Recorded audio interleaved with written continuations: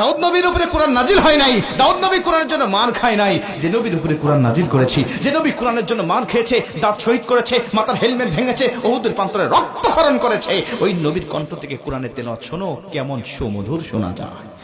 আমার নবী যখন সূরা ইয়াসিন থেকে তেলাওয়াত করবেন, জান্নাতীরা তো পাগল হয়ে যাবে, বলবে আল্লাহ কোনো হুর চাই না, কোনো গেলমান চাই না, কোনো নাজ নিয়ামত, কোনো শরাব, কোনো ঝর্ণা, কোনো কিচ্ছু চাই না।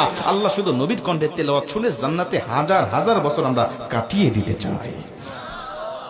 আল্লাহ বলবে জান্নাতি, এর থেকেও কি সুমধুর তেলাওয়াত তোমরা শুনতে চাও না? জান্নাতীরা বলবে আল্লাহ এর থেকে সুমধুর তেলাওয়াত হতে পারে, এটা আমাদের আর বিশ্বাসই হয় না। জান্নাতীরা কেন বিশ্বাস হবে না বলো?